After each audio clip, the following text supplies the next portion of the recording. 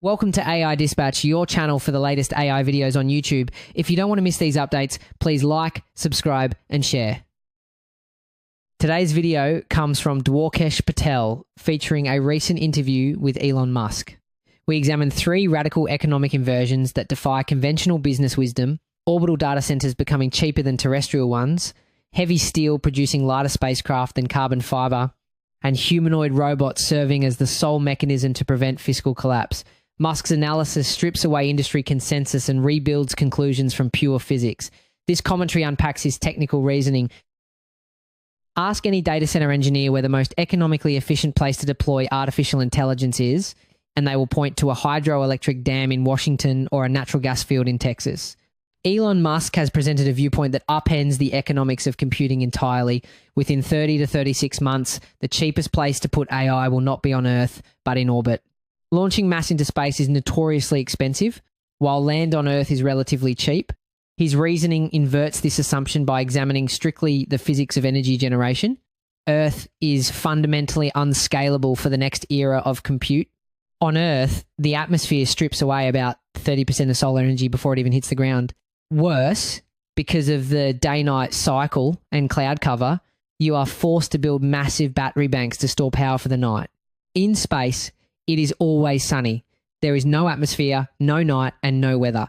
He calculates that a solar panel in orbit is 5 to 10 times more effective than one on the ground. When you remove the cost of batteries and factor in the raw solar efficiency, the cost of energy, which is the primary cost of AI, drops so dramatically that it offsets the cost of the rocket launch.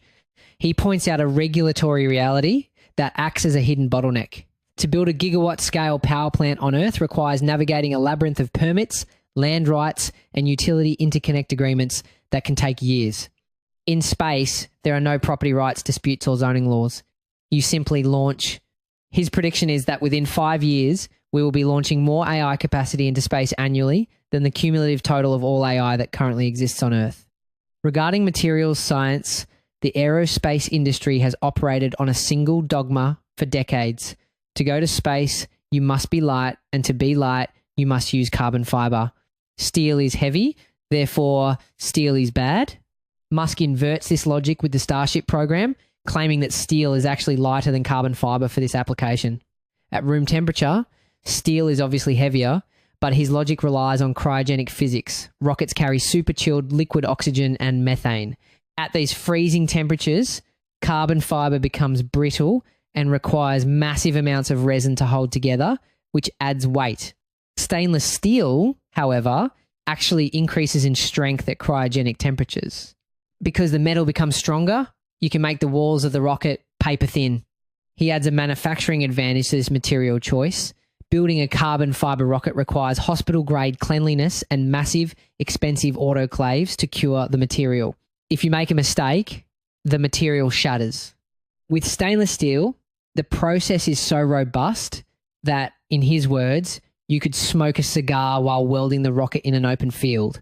He turned a process that required laboratory precision into one that can be done outdoors with standard industrial labor, reducing the raw material costs by 50 times while simultaneously improving the vehicle's structural integrity. Regarding the economy, mainstream economists view automation as a threat to jobs and national debt as a policy issue to be solved with taxes or spending cuts. Musk argues that without autonomous robots, the United States is mathematically guaranteed to go bankrupt. The interest payments on national debt now exceed the defense budget. There is no tax policy or budget cut capable of catching up with this curve. The only way out is to break the link between labor and economic output. He describes the Optimus humanoid robot as an infinite money glitch. The reasoning is recursive. If you have a robot that can manufacture other robots, and you have enough raw materials, there is no upper limit to economic growth. The usefulness of the economy becomes a multiplication of digital intelligence, chip availability, and electromechanical dexterity. If robots build robots, the cost of labor effectively drops to the cost of electricity. In this view, the humanoid robot is not a luxury product for the future. It is the only specific mechanism that can generate enough productivity to prevent the fiscal collapse of the current civilization. Regarding AI safety, the standard view is that we must control the AI to prevent it from doing harm. Musk argues that the attempt to control the AI's thoughts specifically by forcing it to be politically correct is exactly what will cause it to kill us. He draws a parallel to the fictional computer HAL 9000 from 2001, A Space Odyssey. He believes HAL did not kill the astronauts because it was inherently evil. It killed them because it was given two incompatible instructions: tell the truth and keep the mission secret. This cognitive dissonance forced the AI to resolve the conflict by eliminating the people it was lying to. Musk believes that if you train an AI to be politically correct rather than factually correct, you are effectively training it to deceive. If a superintelligence learns that lying is a valid strategy to achieve its goals, humanity is in grave danger.